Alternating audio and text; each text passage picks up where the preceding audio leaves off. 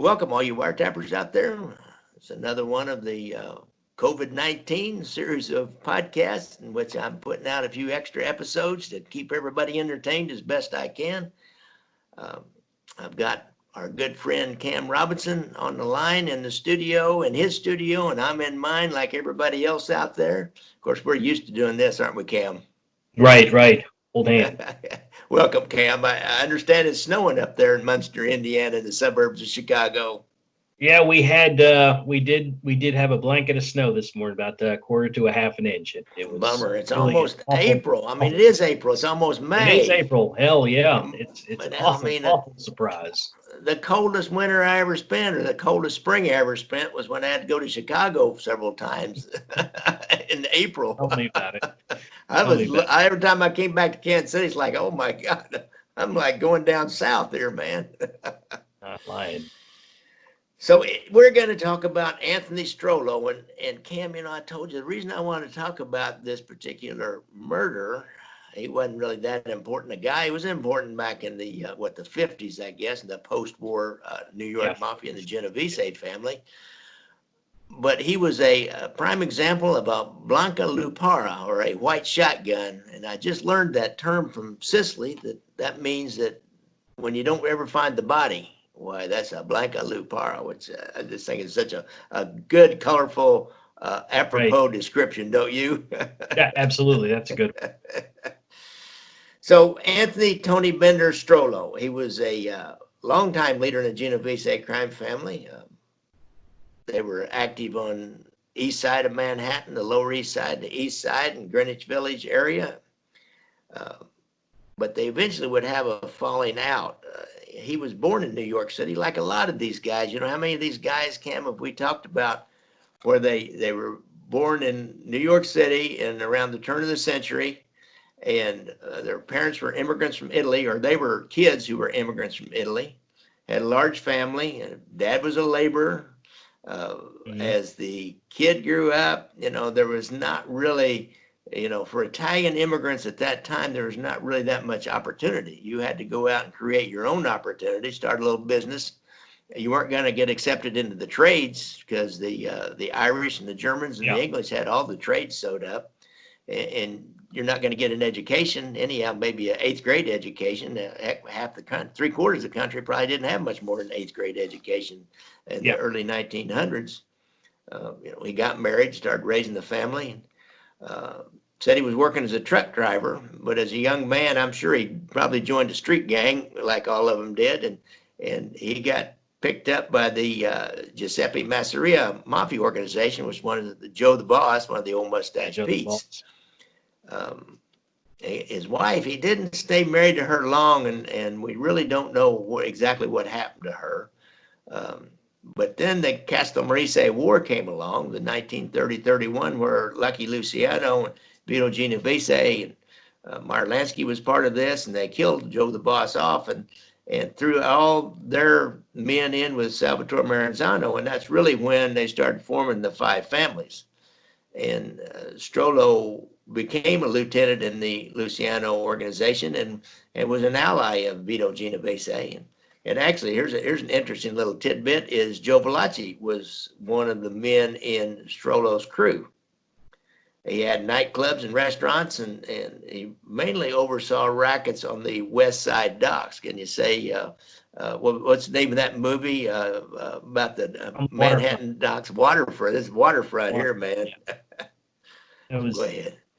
One of the things they said about Strollo is his allegiance has changed. He went from Masseria to Maranzano to Genovese, but he was a guy that bounced around and was not always loyal. But he married a second time, and he stayed in New York. He traveled around a little bit. He was starting to live large around the 40s. He was making a family. He was settling in. He had sort of increased that power. And like a lot of these guys at the time, they'd relocated out to New Jersey. You get guys like Anastasia was in New Jersey. I think Genovese had a place in New Jersey. A lot of these guys tended to move out there, and they got involved in Jersey politics because they wanted to control the area around them. Jersey City, they had a lot of ties, and the politics in Jersey City were very corrupt. Mayor John V. Kenney was one example. He got involved, and there was a meeting. There was a formal meeting between the Jersey City mayor and Strollo, and you've got local actors setting this up. This is when you have a lot of Hollywood figures and politicians openly meeting with mafia figures, and Strollo being of the stature that he was. You have this actor, Phil Reagan, setting up a meeting between the Jersey City mayor and Anthony Strollo to sort of work out some of the conflicts that were going on with labor and some other issues going on in Jersey City. So later on, Strollo was one of the guys who pushed Tony Provenzano into leadership. Tony Provenzano would be a later generation, but when he joined the local 560 of the Teamsters, that was sort of at Strollo's behest, sort of pushing on the next generation, and leading into the beginning of the control of the Teamsters there, and creating that what would eventually be the allyship with Jimmy Hoffa, and we know how that ended up. So yeah, he was Tony Pro back in the day were pals with Jimmy Hoffa really until they had their right. falling out. Right. But I tell you, those that mafia, man, they saw that union thing and how Mhm. powerful that was and he was one of the early guys that got into the Teamsters, and I didn't really realize that's how he got started, and he would become a major character. And it was such a huge power base for him, especially politically. You can't have a mafia family unless you've got connections to politics, local Mhm. and state at least. May not be able to get to federal politics, but local and state, you got to have a connection to them, to have connections to the courts, to have connections to getting contracts for building highways and hauling things, and to get around local regulations if you want to, and keep the local police off your butt, because they're the ones that are right there where the rubber meets the road. They're your neighbors, and they're in the streets where you are. Those FBI agents, they're sitting in the office, and so they they really needed those connections. And Teamsters Union was such a huge, powerful union, and the dock workers back east in that Mhm. New Jersey area, they're the ones that put in the local politicians. Their votes are the ones that counted. Nobody else counted, because you take one labor leader and get him to tell all of his members of his local, say, vote for Tony Provenzano or vote for this Mayor John Kenney, and they all vote for John Kenney, and he Yeah. gets elected. You can't do, maybe churches can preacher will tell people to vote a certain way, as we're seeing in modern times. But boy, back then, labor unions, they controlled local government.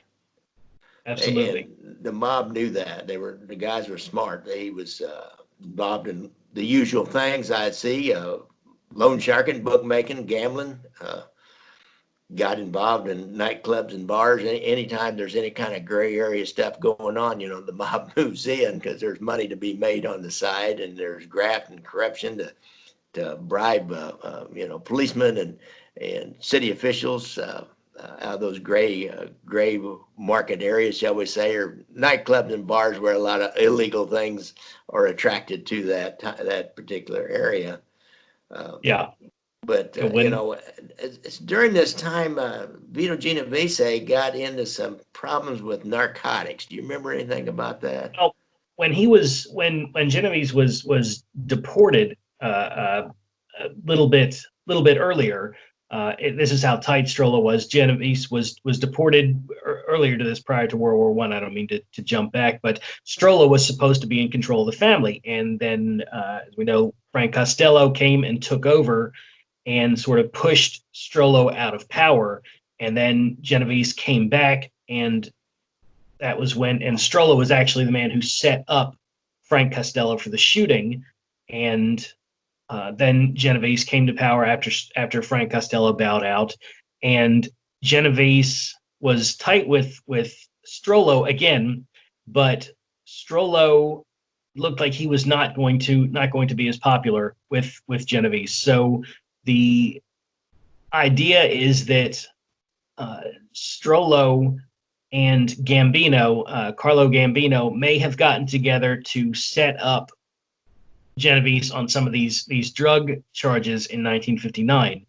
Strollo, obviously, he was participating in a lot of the narcotics because he was basically Genovese's partner, but it's very likely that Strollo and Gambino set up Vito Genovese. He was just too much of a problem. He was too violent, and this eventually led to Genovese branding him a traitor.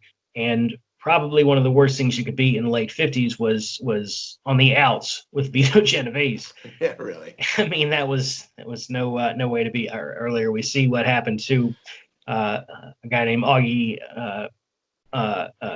Pisano Carfano. He was another Genovese lieutenant that Strollo had killed. He was high up in the Genovese organization. Genovese had a history of killing men close to him as soon as he perceived any sort of betrayal. So this is a guy, Anthony Carfano, who Strollo set up and killed. And then within a year, you've got Strollo, who is perceived as a traitor by Genovese, which he very likely was. But in addition, Genovese believed that while he was in prison, Strollo was holding out money on him also. That's what was kind of overheard, is that Strollo was holding out money and that he set him up. So at this time, Genovese ordered Strollo be eliminated, and around it was 1962. Strollo tells his wife he needs to step out. This is in New Jersey. He drives off in his late model Cadillac, and he is never heard from again.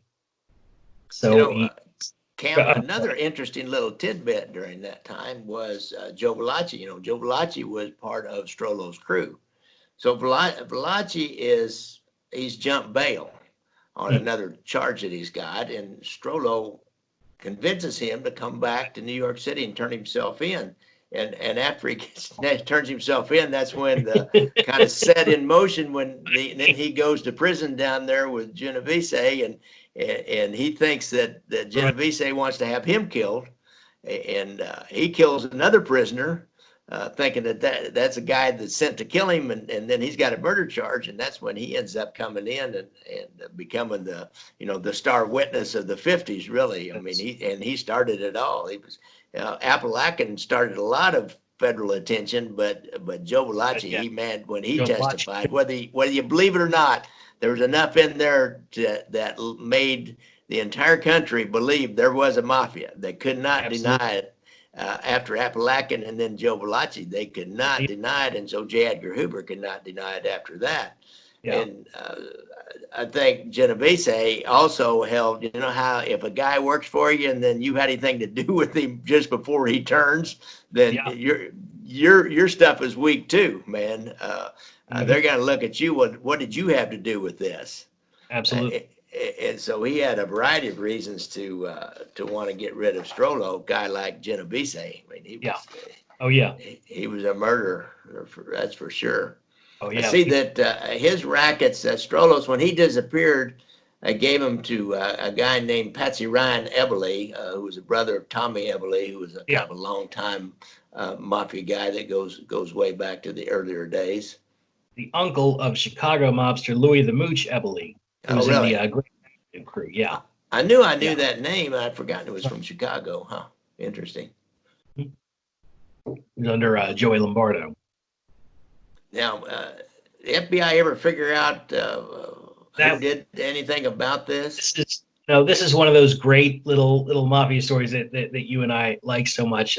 Several years later, there is, I believe it was 1963, when the FBI had planted those recording devices that they couldn't use for evidence, but they used to sort of figure out how things worked. There was Angelo Little Pussy Russo. That's where the Sopranos. These are New Jersey mobsters. That's the Sopranos got that name, Pussy Bombensero. That's where the Sopranos got the name.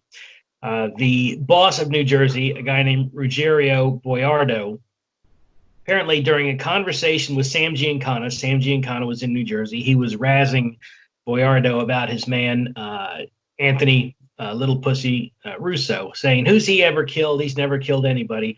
Boiardo says, well, he killed Tony Strollo. Later on, Tony Russo is kind of proud of this, and he's talking to another guy, Angelo Gyp DiCarlo, and he says, yeah, he said, well, he killed Tony Strollo, meaning me. And he said, well, yeah, that's right. You took out Tony Strollo by yourself. And, by these guys just talking, sort of bragging and sort of making light, and Sam Giancana razzing the guy earlier through these recordings the FBI set up. We do know that this guy, Anthony Little Pussy Russo, it's a hell of a name, isn't it? He is the one who claimed responsibility for taking out Anthony Strollo, and he got apparently a lot of credit for that because Tony Strollo was a pretty high-ranking guy. Yeah, those the reason the FBI learned all that. That's when back in the day before the Omnibus Crime Control Act of 1968, and wiretaps were not just blatantly illegal. Now they could not use that information directly in court, but right. they had microphones and wiretaps all over the place that they just used like they were informants. That's right. Actually, exactly. There's a lot of those Angelo Gyp DiCarlo tapes out there, or transcripts from them. And DeCavalcante and Patriarca had one in his place. I mean, there's a lot that you can hear, and on a lot of them you got Sam Giancana calling everybody and their brother, talking shit to everybody. Really, so he must have been a character. He was down like a couple of high school boys or a couple of young policemen bitching about somebody. He ain't nobody. What's he ever done? He's never killed anybody. That's exactly how it went. Hell, I've had conversations like that about the third party, but it wasn't about killing somebody. But it's like, that dude ain't never arrested anybody. When's the last time he even did any kind of a dangerous looking car check or anything, or had an informant? Dude, I remember this was one we had a lot. That dude doesn't have one informant. I got rid of a guy in my unit one time. He'd pissed me off for another reason. I said, why don't you write me a report about all the informants you've got? And he's like, well, because he didn't have any. So Giancana, hell, he was just like the rest of us. He's just a human being. Right. That's right. Let's see. Is there something here about Harold K.O. Konigsberg? He was injured. I think that was just that was kind of. He claimed, he claimed a lot of stuff. I would skip. Okay. Well, we don't need to go into that. Yeah. Strollo, you're right. April 8th, 1962, Strollo disappeared. And his guess was over in New Jersey. So I guess he's he's out there in one of those New Jersey swamps somewhere. He's down in the Meadowlands. He's never down in the meadow, underneath the Meadowlands or whatever, when there are mob graveyards down that Tony Soprano drives by on his way to work every day. That's right. That's right. I once flew into Newark with some people, and the guy that met us and gave us a ride up to Manhattan pointed out, he said, look, this is the route that you see on The Sopranos. Right, whenever he's going into Manhattan. It's like, damn. That's the Jersey Turnpike. That is it. All right. Well, this has been fun, and another one of those Blanca Lupara murders. We had one in Kansas City. Poor old Sal Manzo disappeared, and they called a Italian policeman, and it wasn't like he was corrupt or anything. He just was from the community, and they wanted to know. They wanted Manzo's family to know that he was dead, I think, because they took all of his clothes and put them in a trash can over in the Italian neighborhood. And then somebody gave an anonymous call to this policeman and said, go check that trash can. And he went over there, and there was all Sal's clothes. Now, I asked a guy recently, I said, whoever killed him is probably long dead. And his family, because I was contacted by a member of his family at one of my programs I did about a year or so ago, and said, do you think there's any way we could ever find his body or his remains so we'd just know, or they could do something with him? And so I asked this guy, and he said, he said he's right over the hill from where they found those clothes, which there's like it's a big cliff right there in a park, and then a cliff that goes straight down. But I don't think they're there. I don't know. And they're not talking. No. He was not very well liked anyhow. Nobody wants to do anything for his family. Nobody gives a damn anymore. It's a cold, cruel world, man. And I mean, Man. he was no innocent bystander. Let me assure you of that. These guys. I think he had a case that might be coming down on him, and he made a statement something about he didn't want to go back to prison. So And you hear that a lot. Oh, I don't know if I want to go back. And yeah, man, yeah. that's I'm the getting damn. too old for this shit. That's when they start getting nervous. Yeah, that's when if he had anything on me, that's when I'd be getting nervous. He had a lot of stuff. He was involved with the bingo scheme they had going until casinos came in. He was all involved with the bingo scheme, so he knew all about that and where that money went to. They had set up a couple of fake nonprofits and ran a couple of bingo games and raked money out of those fake nonprofits. So he knew about that, and he knew about a lot of things. He was a pretty major fence for him and knew all the connections there.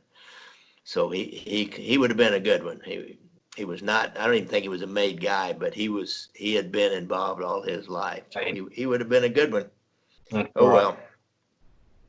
All right. Well, I think we've done Anthony Strollo. You got anything more you want to say about that? No, I think we got him pretty well covered. Got a lot of good names in there in this one.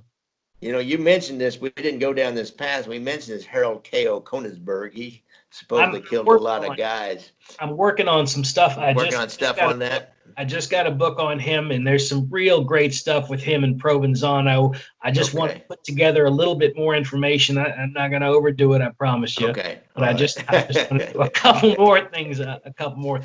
You are a good researcher. He's a real good one. All right. It's been great, Cam, and we'll get this up for the COVID-19 people that are shut in and aren't able to go out.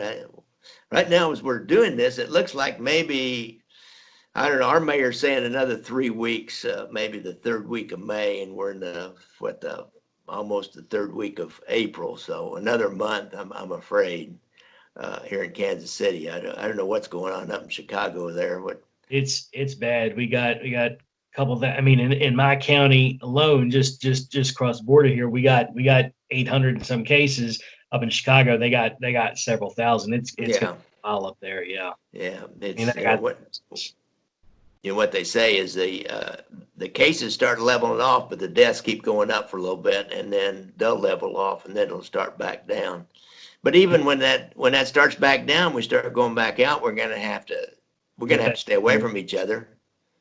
We're gonna have to be careful. Everybody be wearing masks. We look like we're in China or something, or Japan. Everybody be wearing masks. I'm gonna be wearing one when I go back into the stores and where I'm pushing up against people. We just bought some nice sort of long term. I've been wearing those paper. The ones you get at the hardware store. But we just bought some sort of nice ones with design sort of cloth ones that you wear. My wife wanted something that looked nice. Yeah, really. Yeah, my wife made us a few, so we'll probably just keep wearing those. I don't know where you buy those fancy M95 masks. I'll leave those up to let the people that are actually out on the front lines have those. I wouldn't even try to get one of those. All right, Cam, this has been great. Thanks a lot. Absolutely, bro. All right.